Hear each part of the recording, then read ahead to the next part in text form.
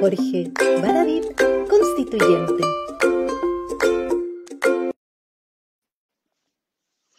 Hola, Distrito 10, ¿cómo están? Buenas noches.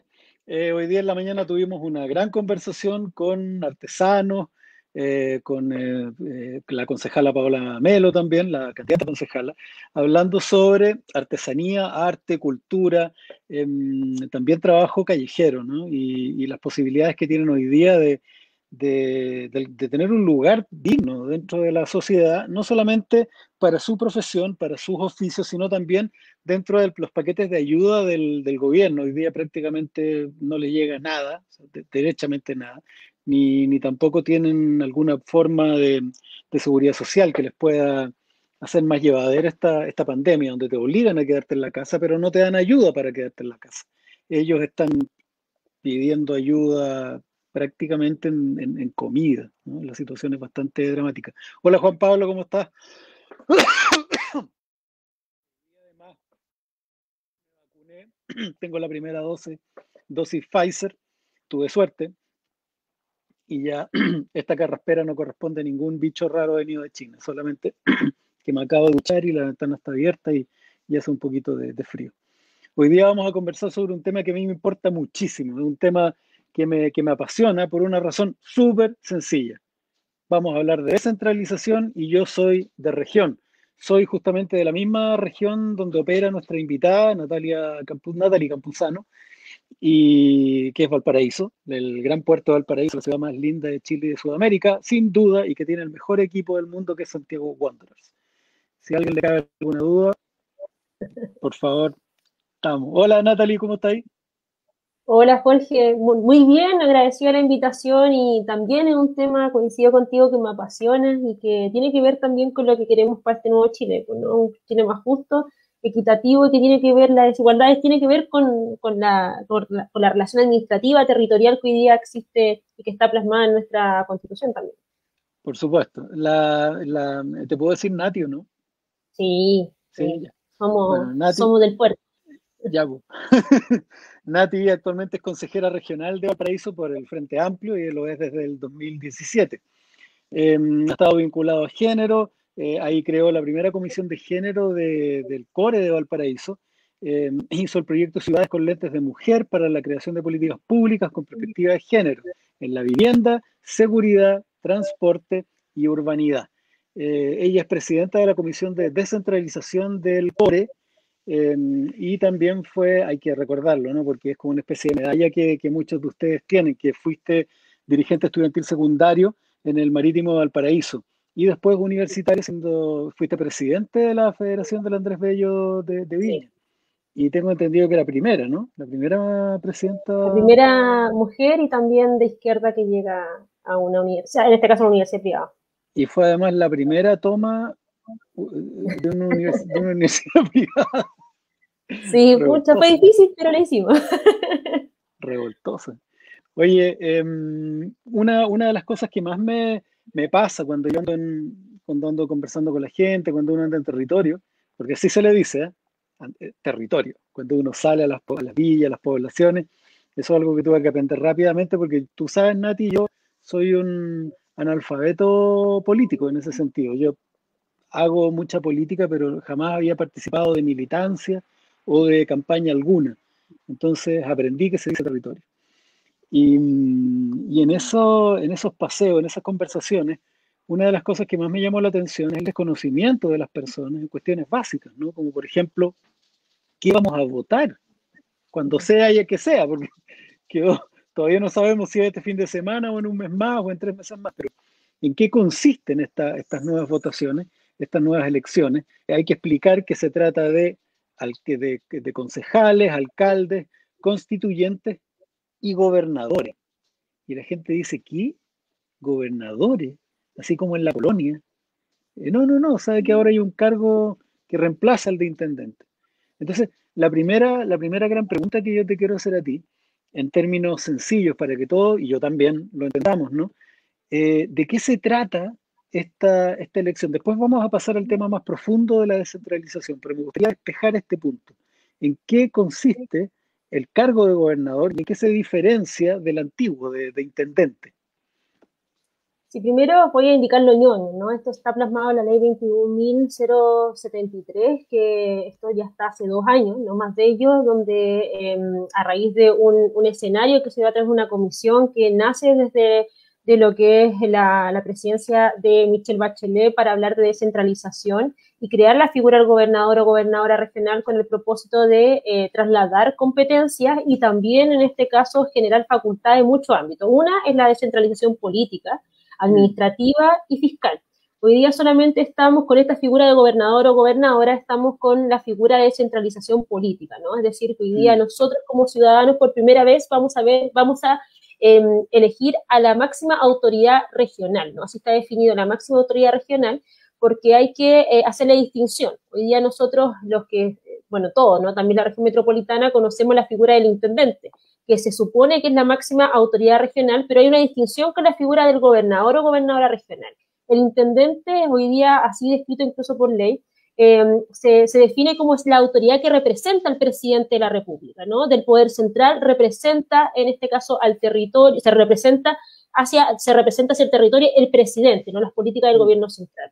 Y el gobernador o gobernadora regional es todo lo contrario, ¿no? Es la máxima autoridad que va a representar los intereses del territorio determinado donde va a ser votado, ¿no? O sea, es decir, se vota, y un detalle no menor, que esta figura no va a ser designada, a raíz de que todas las máximas autoridades, las seremías, los intendentes, son designados hoy día. Esta figura va a ser votada por todos nosotros y nosotros, y también indicar que no solamente se crea la figura del gobernador o gobernador, ¿no? que va a ser interesante, que es lo que votamos, pero también se crea una figura que va a ser designada, que es en este caso el delegado presidencial, ¿no? El delegado presidencial viene a cumplir el rol que indicaba que hace el intendente, que es representar al presidente de la República en la región, ¿no? Y esta se subdivide también en delegados provinciales, que son hoy día las provincias que están en nuestro territorio.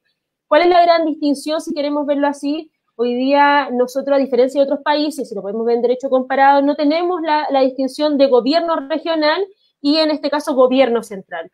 Hoy, con la figura del intendente, está todo junto, y el ejemplo para ver ello es que el intendente tiene la facultad del Ministerio del Interior, pero también ve los fondos de desarrollo nacional, ¿no? Que son, en este caso, el gobierno regional.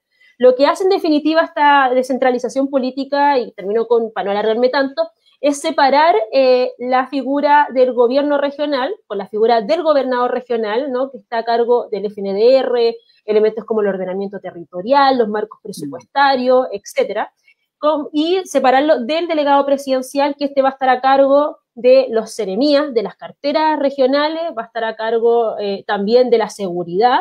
Por tanto, también cuando nos vamos dando cuenta que es importante la descentralización en materia de cómo hoy día está planteado, porque vamos a poder elegir, vamos a tener una voz regional, pero también va a tener facultades bastante acotadas, y creo que es una tarea que a futuro se debe ver y plantear también desde el espacio, desde la visión y el debate constitucional que se va a dar en estos 55 actores que van a estar. Entonces, haciéndola en resumidas cuentas, lo que hay hoy día es un representante de la moneda en las regiones, y lo que vamos a tener con los gobernadores es un representante de las regiones en la moneda. Y la diferencia es que uno es designado a dedo y el otro va a ser electo por las personas. El mejor ejemplo es cuando uno dice, y a mí me pasa siendo consejera regional, ¿por qué el intendente no dice nada? ¿No? Es bastante irrisorio, o sea, uno tiene que hacer la crítica pertinente, pero entender que el intendente jamás va a estar en contra de su jefe. Jamás va a decir algo en contra de su jefe, y si lo hace, y estos son cargos que tienen que ver con lealtades, tienen que ver con confianza política, si es que lo llega a hacer cuando el gobierno central tiene un error, lo más probable es que ese intendente o intendenta dé un paso al costado o se le pida la renuncia. Hay un tema histórico que hay que ahondar, o hay que, no ahondar, hay que comentarlo de paso. Originalmente Chile era bastante más chiquitito, todos lo sabemos, ¿no? Desde el descampado de Atacama, más o menos Antofagasta, y hasta la frontera con el pueblo de nación mapuche.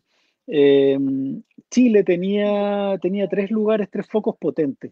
Uno era la zona de Coquimbo, Santiago y Concepción. Y era tan potente que existía un ejército de Concepción, que se llamaba el Ejército del Sur, que en la época de Bernardo Higgins, que era el que tenía el ejército de Santiago, estaba comandado por don Ramón Freire.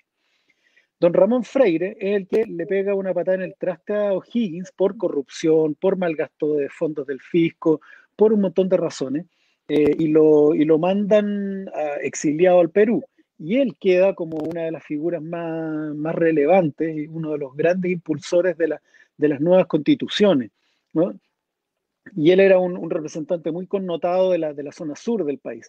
Existían estos dos ejércitos. Coquimbo no tenía un ejército, pero era una zona de gran importancia, era un foco productivo, era una tercera capital de Chile.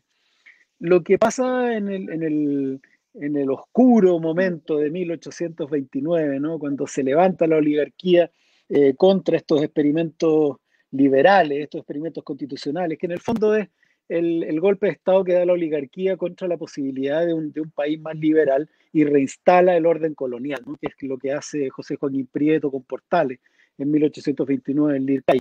Lo que hacen también no es solamente un golpe de Estado de la oligarquía chilena, que para mantener su predominio sobre Chile, sino que es un golpe de la oligarquía santiaguina y de la oligarquía mercantilista. En ese momento se produce, ya venía un abandono de la zona de Concepción con O'Higgins, pero ahí se produce la consolidación de un modelo que existe hasta el día de hoy. Santiago es Chile. Cuando la gente dice Santiago no es Chile, la verdad es que no. La verdad es que desgraciadamente, compañeros regionalistas, Santiago es Chile. Y mucho de la actividad que se desarrolla a lo largo del país es para Santiago, derechamente, ¿no? El hecho de que el presidente manda representantes y domina los presupuestos regionales y los modelos de desarrollo, ha hecho, por ejemplo, que a lo largo de muchos lugares de nuestro país se crean zonas de sacrificio que se crean en nombre del bien común, pero en realidad ese bien común y esas consecuencias de la zona de sacrificio no se reparten equitativamente en el país. Santiago se lleva el filete y la región se queda con los problemas, ¿no? Con la contaminación, con los relaves, con la escasez de agua, y muchas de esas regiones o muchas de esas grandes transnacionales o proyectos regionales terminan tributando en Santiago, ¿no? O sea, llevándose toda la plata a Santiago. Sí. Desde ese punto de vista, ¿qué tanto daño le ha hecho a regiones, Nati? Ahí tiré yo una cartita. Esta concentración del poder en la región metropolitana, en la capital, ¿no? En Santiago. Mira, yo creo que has tenido un efecto brutal en materia de desigualdad, ¿no? Y nosotros le hablamos de inequidad territorial, etcétera, no solamente que tiene que ver con los presupuestos que se dan, que es un punto también, la inversión nacional en términos de presupuesto nacional en la región y en la región metropolitana, ¿no? Que hay parámetros, etcétera, pero que están fuera incluso los parámetros de órganos internacionales que también ponen la media para generar igualdad en los territorios. Pero yo creo que acá tiene que ver mucho, nosotros con un grupo de compañeros de mi partido, Convergencia Social, a raíz de que perseguimos la Comisión de Descentralización, hemos abordado que la concentración política y económica que existe en Chile, o sea, el centralismo, es aliado del modelo neoliberal. Y eso lo vemos cuando tenemos en distintos lados, la Araucanía, ¿no? En materias forestales, cuando tenemos acá en la región de Valparaíso, zona de sacrificio, Puntero, Puchuncaví, donde después cuando o las Paltero, ¿no? En Petorca, La Ligua, Yayay y en otros lugares, nos damos cuenta dónde están domiciliadas en Santiago, no precisamente en los lugares más populares de aquellos, sino que están domiciliadas en los lugares más pudientes, ¿no? Donde hay un sector que uno puede, y que se vio en el apruebo y en el rechazo, dónde estaban focalizados esos sectores, y tiene que ver, esto no es casualidad, tiene que ver con el voto, con la protección de su interés. Entonces, cuando vemos que hoy día hay un país que está completamente centralizado, que no hay participación ni siquiera de las instituciones, de las personas que han sido votados, los representantes, estoy hablando de alcalde, consejero regional, que son los que son votados, concejales, que son votados, ni siquiera eso, ¿no? Porque hay un tema de la participación ciudadana, las comunidades, te das cuenta que hoy día eso tiene un interés, hay una intención, ¿no? Y esa intención tiene que ver porque hoy los territorios que están fuera de los lugares donde viven estas personas y sobre todo más alejados son zonas de sacrificios para ellos, son zonas de sacrificio, por tanto, cuando no existen mecanismos de participación, mecanismos de fiscalización, mecanismos de oposición a un proyecto que tenga que ver con el desarrollo económico-social de un territorio, en este caso siempre va a ganar el modelo neoliberal y aquellos que producen este modelo neoliberal. Y por tanto, nosotros lo que entendemos para esta solución, aparte de estar como bien aguja, en términos muy chilenses, ¿no?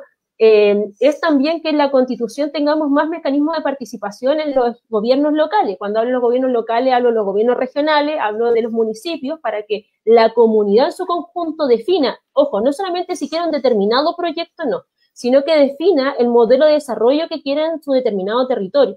Y el ejemplo lo tiene Santiago, ¿no? El ejemplo tiene, hay varios, hay formas de economía, perdón, hay subsistencia de economías dentro de Santiago. Pero, por ejemplo, si voy nuevamente a la región, en la región de Valparaíso, tenemos puertos, tenemos agricultura, tenemos los puertos más importantes, y no se mira como un modelo estratégico. Es más, el modelo neoliberal hoy día ha hecho que los puertos más importantes de Valparaíso estén hoy día incluso compitiendo con dificultades con el Callao, que es el Perú. Exacto. Por tanto, hoy día el modelo neoliberal no está pensando en el modelo nacional o los intereses nacionales, está pensando en las necesidades del particular, y por tanto acá, raya para la suma, el centralismo hace que no tengamos una visión de resguardo a nuestra economía. Hay una... Y de interés de las familias. Sí. Después vamos a ahondar en los cambios constitucionales o en la dirección que tiene que tomar esto en la discusión constitucional. Me gustaría a mí primero hacer junto con el diagnóstico, un mapa de lo que está ocurriendo o una visión general. En el país tenemos un problema grave, ¿no? Que es que las decisiones sobre el modelo de desarrollo, las decisiones sobre qué zona de sacrificio, o sea, qué zona del país se va a convertir en zona de sacrificio o no, la está tomando Santiago, ¿no? La está tomando el presidente de la República a través de los intendentes. ¿Eso a qué nos lleva? Nos lleva a una red de zonas de sacrificio a lo largo de todo Chile, desde los relaves mineros en el norte, la contaminación de las termoeléctricas para alimentar a Chuquicamata y en Tocopilla o a las mineras, a las zonas de sacrificio como Quintero Puchuncaví, la extracción o los palteros, ¿no? En Petorca, como tú dices, con el uso indiscriminado del recurso hídrico. Después para el sur ni hablar, el problema mapuche, que es básicamente un problema que sí, Chile es racista. Chile tiene drama con el apellido Wilcamán, con el pelito. Me acuerdo cuando iba en el colegio, los que tenían el pelito más tieso, color negro. Somos un país que no ha superado su condición mestiza y no ha abrazado la diversidad. Pero también, digámoslo, el problema mapuche tiene que ver con la incapacidad del gobierno o las ganas de mantener un negocio ahí tremendo, que son las madereras, su incapacidad de enfrentar al gran capital maderero y también la voluntad de extractivismo que tiene, ¿no? Este modelo y estos gobiernos en particular como el de Piñera. Después, más al sur, las salmoneras que tienen destruido el mar en Chiloé, más al sur las carboníferas, ¿no? O en otros tiempos. Cuando nosotros hablamos, por ejemplo, del genocidio Selknam, estamos hablando de un genocidio asociado también a una producción de unas transnacionales, que son la sociedad ganadera de la Patagonia, que era dominada por chilenos y argentinos. José Menéndez estuvo metido ahí, que por la explotación del ganado ovino tomó la decisión de eliminar a los indígenas del sector, a los Selknam. Entonces, estamos hablando de un país que ha sido de alguna manera devastado porque las decisiones no han sido tomadas por las mismas personas que habitan en los sitios que van a ser explotados. No hay la misma sensibilidad, ¿no? ¿Qué más se podría agregar con respecto a eso? ¿O de qué manera hoy día podría cambiar, ¿no? con estos gobernadores? Mira, yo creo que lo interesante de la figura del gobernador o gobernadora es que si bien va a tener herramientas muy escasas en lo normativo para poder tener una defensa de su territorio cuando el gobierno central imponga lo que tú has dicho que está a lo largo de todo el territorio nacional, que hay dificultades en materia de centralismo que se impone y golpea a las comunidades, pero sí va a haber una vocería política, ¿no? Una vocería que va a expresar la necesidad del territorio, que va a decir lo que está mal, porque hoy no existe ninguna. El ejemplo más claro y cercano es la crisis sanitaria, ¿no? Hay hoy día regiones que están con una tasa importante, no lo quiero centralizar en mi región, pero nuevamente tenemos una tasa importante, pero a lo largo de todo el país las redes hospitalarias están saturadas, ¿no? No hay inversión. Es más, yo creo que esto ha pasado muy piola, pero el gobierno central, cuando Piñera hace un anuncio, muchos de los anuncios que dice se terminan financiando con parte de los fondos regionales, ¿no? Por ejemplo, las cajas de alimento en la región de Valparaíso, y sé que muchas, porque hubo un encuentro general de consejeros, etcétera, que terminamos financiando esa política pública, ¿no? Una política pública impuesta porque así todo el intendente tiene fuerza de poner los proyectos sobre la mesa para que sean votados. Él tiene esa facultad. Y en este caso, el gobernador o gobernadora va a tener también la facultad de poner a disposición de la votación a través de conversaciones políticas, con relaciones de fuerza propia de que van a tener los gobiernos regionales, los consejeros regionales en este caso, para poder votar marcos presupuestarios. Y esto es lo interesante también, esto es un detalle, pero que ya no se van a votar proyectos, ¿no? Antes se votaban en los consejos regionales una canchita, se votaba X cosa, y era bien, vamos a decir las cosas como son, bien ordinarias, ¿no? Bien ordinario, me he tocado, que no sé qué, el otro quiere, y hay temas que son sumamente macro. Hoy día se van a votar marcos presupuestarios. Los marcos presupuestarios pueden ser de salud, educación, etcétera, y la gran discusión van a ser cuáles son los ejes prioritarios de una región. Y que hoy día, cuando vemos a las regiones, un desorden generalizado en términos administrativos de inversión presupuestaria, de proyección, tienen que ver porque no han tenido una planificación, ¿no? A largo plazo, por ejemplo, vamos a generar los mecanismos necesarios para poder tener más redes en materia de sanitaria, ¿no? Por dar un ejemplo. Vamos a generar mayor inversión en materia de viabilidad, ¿no? Creo que esos son objetivos regionales que tienen y que van a conducir los gobernadores regionales con un plan de gobierno, a diferencia del intendente, que no tiene la necesidad de tener un plan de gobierno, que es impuesto en este caso por lo que dice el gobierno central. Oye, acá tenemos entre los escuchas a varios porteños.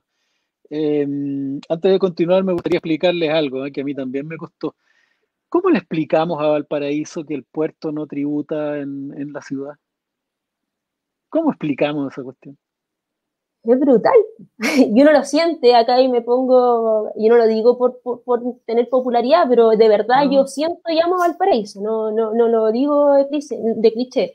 Vivo y he estudiado en Valparaíso y creo que, claro, pues es una de las cosas que tú ves y sabes que hay un número importante de toneladas que se mueven en el puerto, de que la economía estratégica del país está en el puerto de San Antonio y Valparaíso, claro que y hoy sí. día somos la comuna y la región que tiene una tasa importante en cesantía, y no solamente a raíz de la crisis económica sanitaria que hoy día tenemos, sino que a lo largo de décadas, ¿no? Y tiene que ver con un modelo que está instalado a lo largo de todo Chile, pero que golpea principalmente a la comuna de Valparaíso.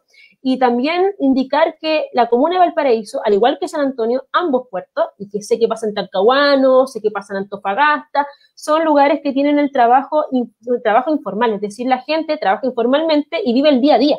Por tanto, la crisis la ha golpeado doblemente. Entonces, cuando vemos cifras del Producto Interno Bruto, cuando vemos cifras de que el IFE ha llegado a determinadas familias, son cifras que no son ciertas. Los que vivimos en Valparaíso sabemos que no es así. En Santiago también pasa, en tu distrito pasa exactamente lo mismo, ¿no? Que también hay informalidad de ellos y que está completamente desregulado aquello, y tiene que ver también con el factor modelo que se instala.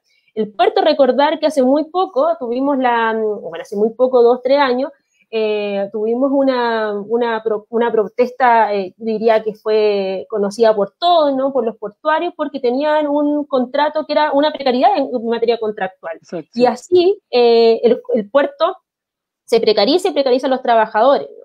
Y creo que ahí hay un factor súper importante que no solamente más allá que tributen o no tributen, que sabemos que sería ideal que tributaran, pero no solamente no lo hacen, sino que también precariza la vida a los trabajadores del puerto, que son los que trabajan, son los que viven en Valparaíso. Por tanto, ahí yo creo que en materia laboral, claramente tenemos que hablar, en materia constitucional, hablar del trabajo digno, ¿no? Ese trabajo que se busca en todas las áreas, que sea dignificado para aquel que lo está desarrollando, y Valparaíso tiene mucho de ello. Oye, una pregunta que yo sé que es bien técnica, pero me gustaría que tú me ayudaras a contestar.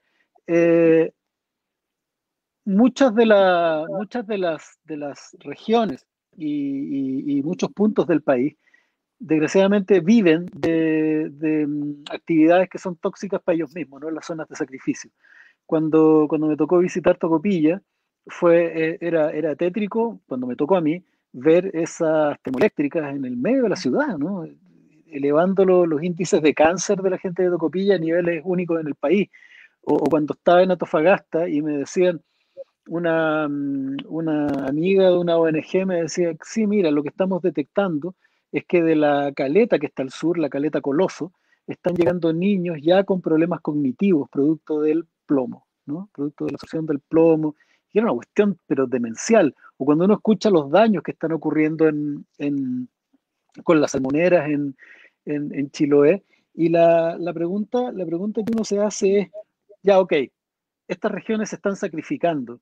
Ellos mismos dicen, por favor, no nos lleven las salmoneras porque es la que nos da pega. Hay una relación de amor-odio bien tóxica también entre la persona que vive en el lugar y esta actividad que los daña. Entonces uno dice, pero esto se soluciona eh, con que esas empresas aporten para recuperar las zonas, para disminuir la contaminación. Inventemos el famoso impuesto verde, ¿no? Que la empresa, no sé, pues en Tocopilla o en Antofagasta, donde sea, le entreguen al fisco una cantidad de dinero que después esté destinado a la mejora de las condiciones y a la recuperación de las áreas. Pero después nos encontramos con que esta cuestión es mentira, porque en realidad, al no poder haber algo que se llama impuesto con fines específicos, no pueden utilizar ese mismo, o no hay forma como redestinar esos mismos fondos a la zona. O sea, esta cuestión es prácticamente que el Estado les dice, páguenme y contaminen, pero no hay una recuperación de la zona, ¿no? No, primero indicar que el impuesto verde es un impuesto bastante bajo, ¿no? Sobre todo cuando hablamos de mega transnacionales, etcétera, que se instalan en el territorio y que ahí tú sacabas un punto que pasa en muchos lugares, que pasó también a raíz de lo que pasó en Quintero Puchuncaví. La gente hoy día está subordinada a un historial laboral que tiene en ese lugar, ¿no? Han coaptado territorios y que hay una especie de, voy a decir, suena fuerte, ¿no? Pero una esclavización moderna en términos laborales que se da y que, o sea, yo entiendo completamente cuando la gente no quiere que se vaya una empresa que contamina, que le hace daño, porque tienen que parar la olla, o sea, y no hay Sí, más, claro. ¿no? Y no hay más, y ahí hay un punto que tiene que ver con la figura del gobernador o gobernadora regional, que tiene que planificar y pensar el modelo de desarrollo que existe. Porque hoy día lo que pasa es que el que instala el modelo de desarrollo en determinado territorio es el que tiene el capital para desarrollarlo, ¿no? El que tiene el capital para desarrollarlo y que pasa a unas determinadas normativas que son bastante, están muy por debajo de lo que pide también la política internacional, ¿no? Que pasa rapidito y se instala en un determinado territorio y se desarrolla un polo, ¿no? Acá y en muchos lugares a lo largo de Chile es un país rico en materia turística, pero no hay políticas públicas e inyección presupuestaria en determinadas áreas. Te voy a dar el ejemplo de Putaendo. Putaendo está en la región de Valparaíso, es el primer pueblo libre, la ciudad libre, donde ahí pasó el ejército libertador, y es muy rico en esa historia, pero también en lo hermoso que es, ¿no? Y ahí se le quería instalar una minera. Y lo que pedía el territorio de Putaendo, es que se generara un mecanismo, inyección presupuestaria, para poder desarrollar el turismo, ¿no? La cabalgata, el turismo, etcétera. O sea, el territorio quería desarrollar un modelo económico, pero por no tener capital, ¿no? Por no tener también los nexos políticos y por no ser parte del gobierno central, se definía otra cosa. Creo que esos elementos son súper claves para poder entender que hoy día los espacios territoriales aislados del centralismo, ni siquiera el centralismo, no quiero ser injusta por aquellos que viven en la región metropolitana, porque también viven injusticia en materia territorial, desigualdad, sino que el poder político económico se centra en un determinado lugar, que en este caso sabemos que son determinados territorios que están en la región metropolitana. Pero ahí creo que es un elemento clave que hay que pensar también en la participación de este modelo de desarrollo que se quiere en determinado territorio. Ahora, también han habido críticas a las facultades y los recursos que tendrán los gobernadores regionales, porque se ha vendido un poco como la solución a los problemas de las regiones por algún lado, y la verdad es que, como dices tú, son bien acotadas esas facultades, ¿no? ¿Qué opinas tú de eso? ¿Son tan restringidas? Mira, yo creo que sí. Sobre todo en este periodo electoral, yo he escuchado de muchos sectores donde se dicen muchas cosas, ¿no? Que puede realizar un gobernador o gobernadora regional, o promesas, para decirlo ya de forma más tajante. Mm. Pero no las puede realizar, porque en materia de seguridad no tiene ninguna facultad, ¿no? Decir que hay más carabineros, no hay facultades en materia de seguridad. Lo que este tiene son dos grandes elementos, que es la planificación, como lo indicaba el modelo de desarrollo, a través del ordenamiento territorial y también, en este caso, a través del Fondo Nacional de Desarrollo Regional, ¿no? Que son cómo se van los marcos presupuestarios que indicaba principalmente. Entonces, creo que ahí ha faltado la voluntad política, ¿no? Porque hoy día tenemos esta descentralización en materia política, pero también en materia administrativa, las facultades el traspaso de competencia que se ha hecho son facultades que de verdad son salud a la bandera. Mira, te voy a dar el ejemplo. En materia de transporte se transfiere telecomunicaciones. Telecomunicaciones importantes, ¿no? Ya, no quiero desmerecerlo, pero tenías un quilombo, como dicen ahí en Argentina, brutal en materia de transporte, ¿no? Entonces, no tienes herramientas para incidir en lo cotidiano de lo que va a pasar en las regiones, lo mismo en materia de vivienda, lo mismo en materia de fomento productivo, ¿no? El diálogo a través de Corfo, FOSI, es una materia interesante, pero no con una facultad absoluta en materia de fomento productivo, a través de Corfo, FOSIS, que va a estar dirigido a través de esta nueva dirección. No quiero entrar en detalle porque es muy aburrido, pero va a tener una incidencia, pero no absoluta. Entonces, ahí tampoco tenemos una voluntad clara de estas traspasos de competencia, todavía hay algunas que se están pimponeando, y la otra que tú ahí lo decías, claro, el traspaso de competencia en materia fiscal. Ahí no hemos tenido una voluntad, y yo creo que por 3 puntos. Uno, primero porque al tener una descentralización fiscal hay un poder de verdad, ¿no? Del gobernador o gobernadora de decir qué se va a hacer, de ejecutar un plan de gobierno, y a eso no le gusta también al poder político, que son principalmente los senadores, ¿no? Los senadores, sí, claro, tienen la misma cantidad de votos, lo disputan, o un gobernador va a tener más votos que un senador, ¿no? Porque tiene segunda vuelta incluso. Entonces ahí hay pugnas de poder transversalmente, no estoy acá diciendo que solamente la derecha, transversalmente. Segundo, va a tener disposición de poder disputar con el gobierno central, ¿no? El gobierno central va a decir A, este va a decir B, ¿no? Con un poder económico específico. Y tercero, que también va a poder incidir en la política fiscal, ¿no?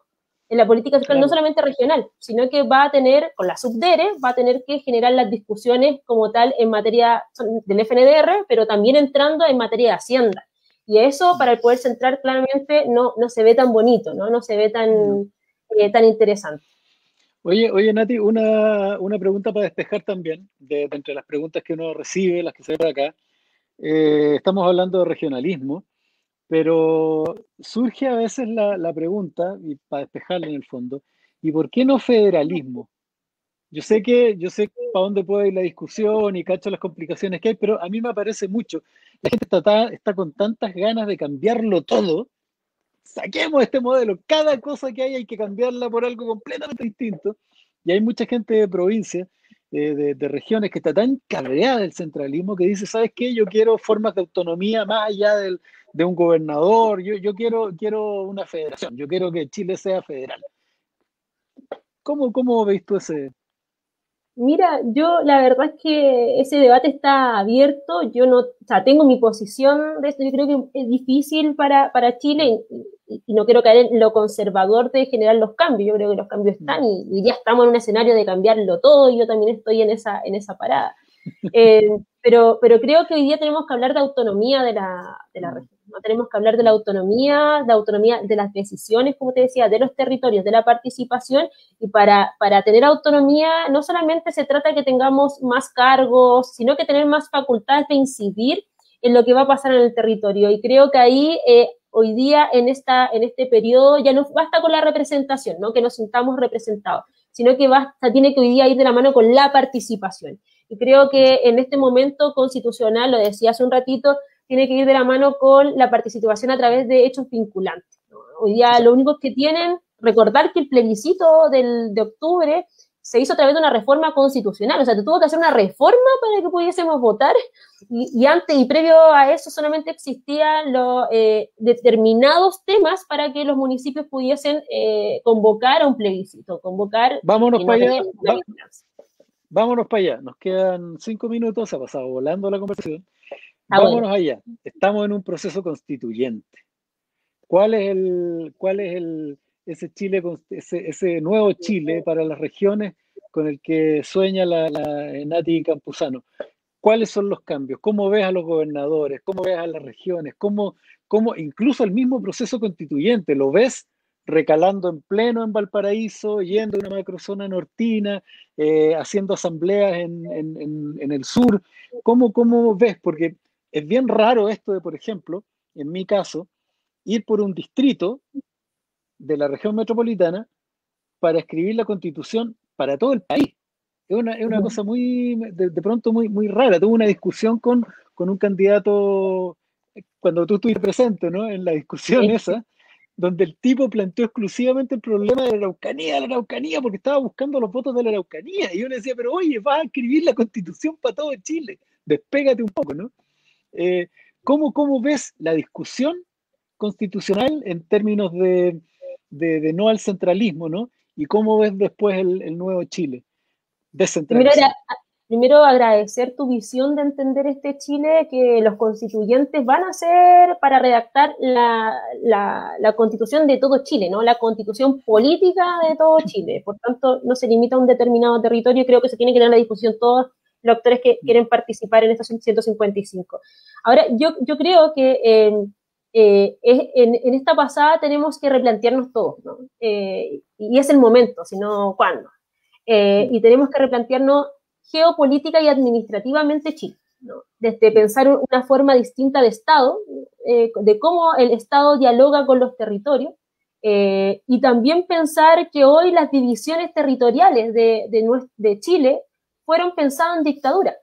Desde los números, ¿no? La quinta región, la 12ª región, son elementos que se instalan en la dictadura y que son pensados de una forma militarizada, ¿no? De seguridad, de Estado, etcétera. Por tanto, cuando vemos que determinadas regiones se quieren separar, o no territorios se quieren separar, como la región de la Concagua se quiere separar de la región metropolitana, es porque no tienen un sentido.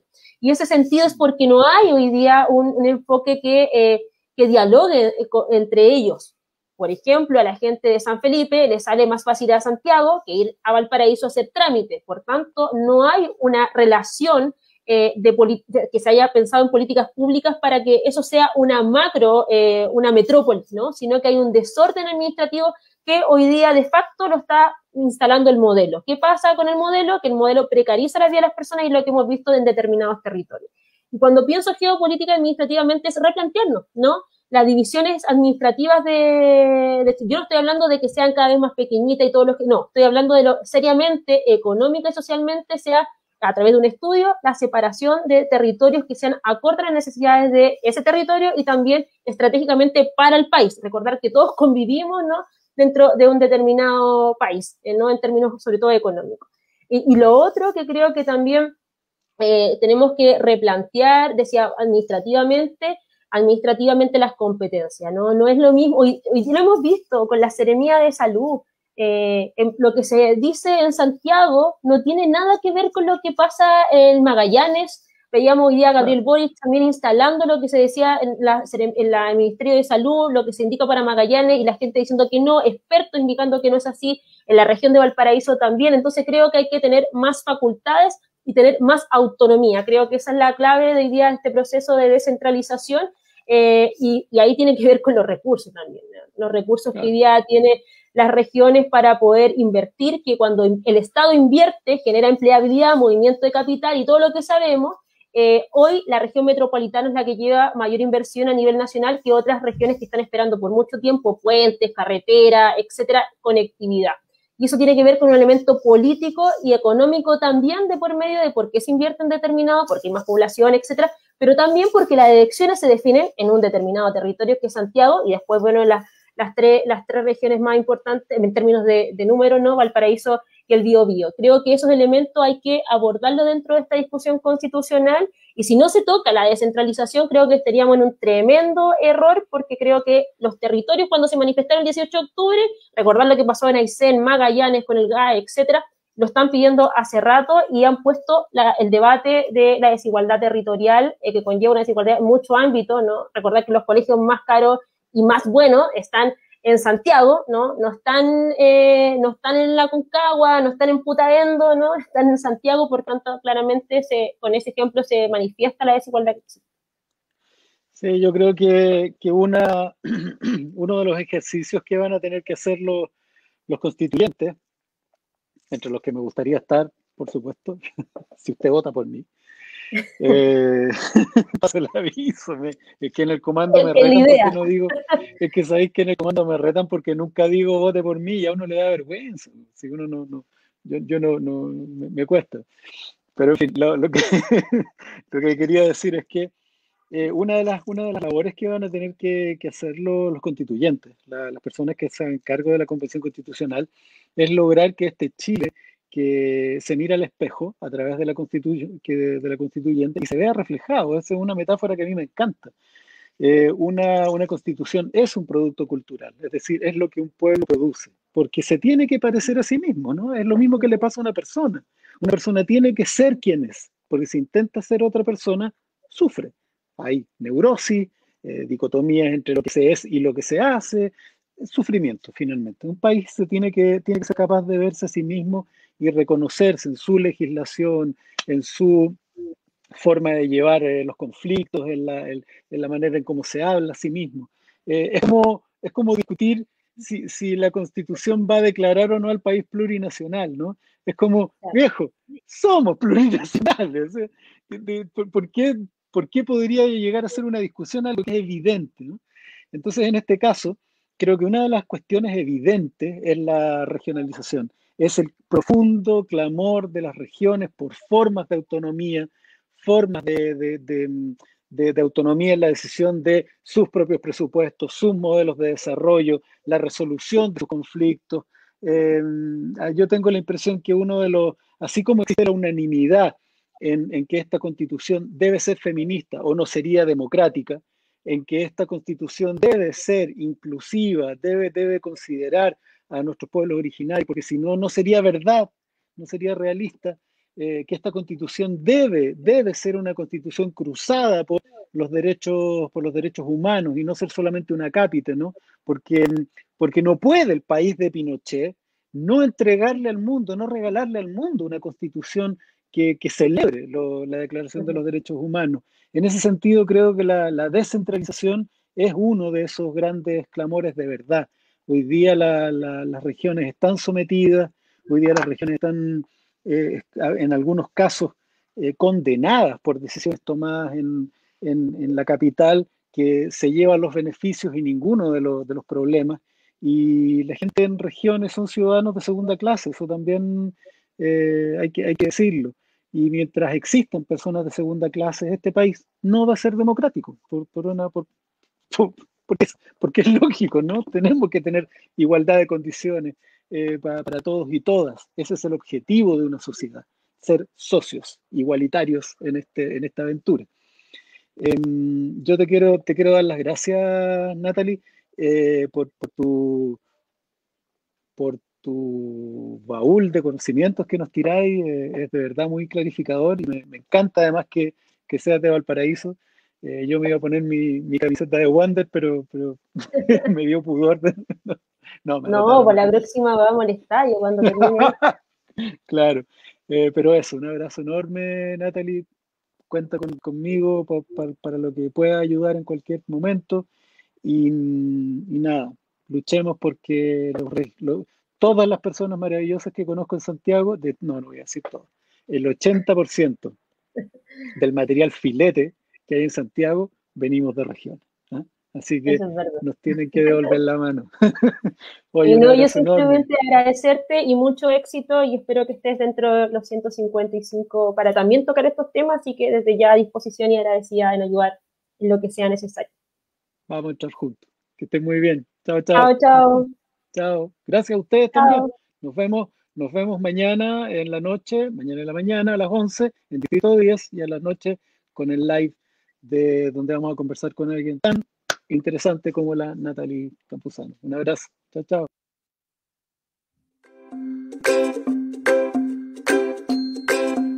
Jorge Baradit, constituyente.